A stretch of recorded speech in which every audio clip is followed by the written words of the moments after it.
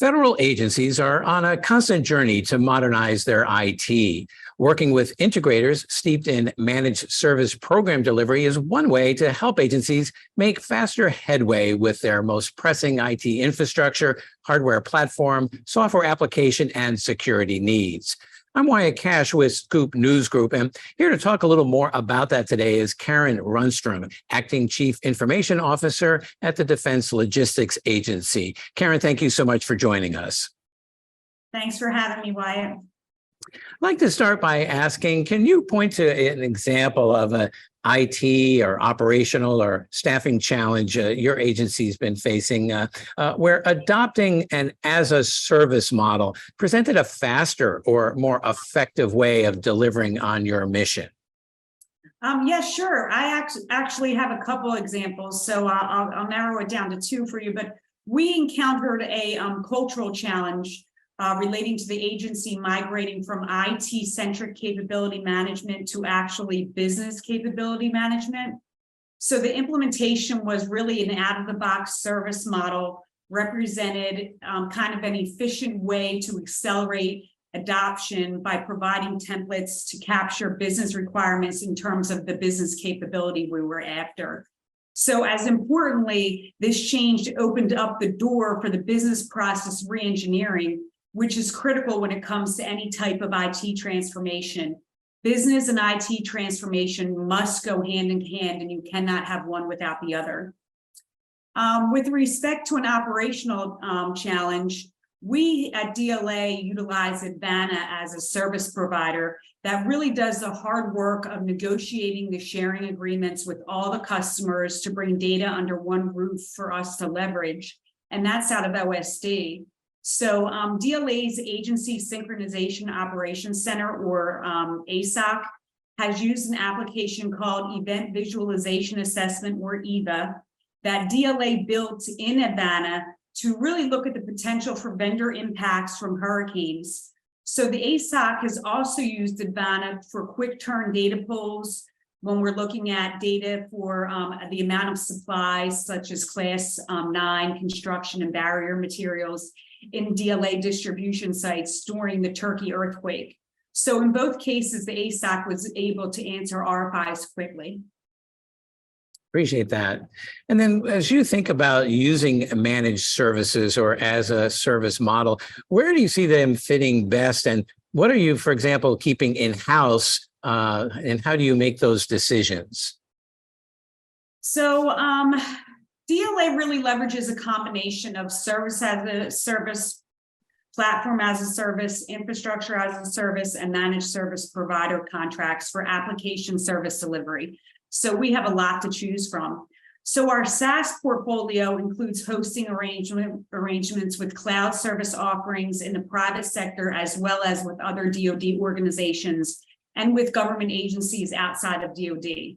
So we have almost 130 business applications hosted by cloud service providers. From an in-house perspective, the secure cloud computing architect is mostly managed in-house for both our unclassified and classified cloud-based business applications. And all the work on these applications is executed by DLA resources. And then can you kind of point to where you see as a service or managed services making the most significant impact on your agency's operations? Yeah, so absolutely. So the Defense Enterprise Office solution, it really is a real game changer for DLA. The collaboration platform for emailing, messaging, video conferences, meetings, the ability to rapidly connect people and information has really increased efficiency and effectiveness. And the ability to quickly connect employees across the globe and around the world on the same platform has really delivered many gains. And actually by June, so just next month, we expect to have this capability fully implemented on our classified environment. And that'll really increase the ability to collaborate across the department even more than where we are now. I have to imagine that'll be game changing for a lot of your employees there. And then I'm thinking to our larger audience, can you share what lessons you've learned that you might share with them about deploying as a service or managed service platforms? Yes, so actually, lessons learned is my favorite topic, and anytime I give an interview, I'm always excited when somebody asks me about that, and if they don't, I find a way to put it in. So I appreciate that question. So conducting cloud assessments on business applications has provided more detail about the current structure and operations with the objective of improving the cost, schedule, and performance of the cloud platforms.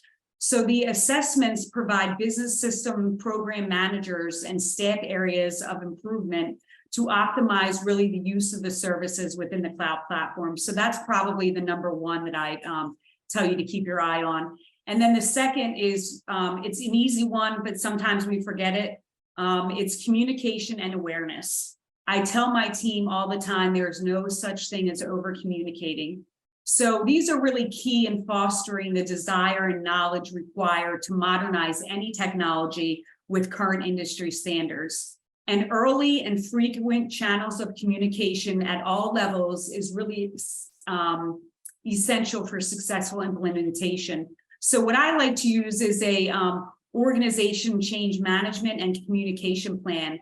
So they're both vital to ensure the right message gets to the right people at the right time.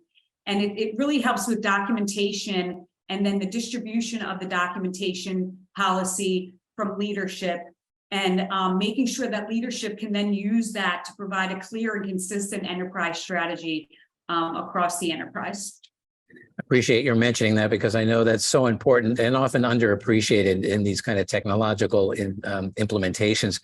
And then lastly, based on all you've been doing, and what's next, and where do you see as a service models, shaping your priorities in the future?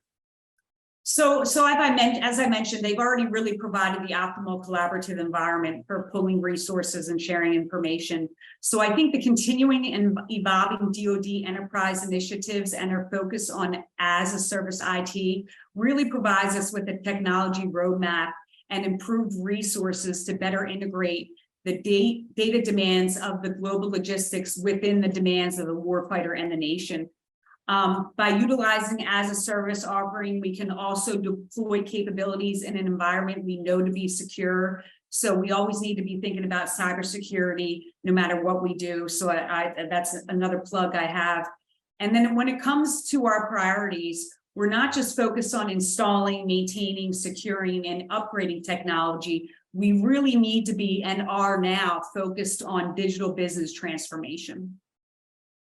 Fantastic. Well, Karyn Runstrom, thank you so much for joining us and sharing some of your insights and some of your lessons learned as well on applying as a service models to organizations like yours. So thank you so much for joining us.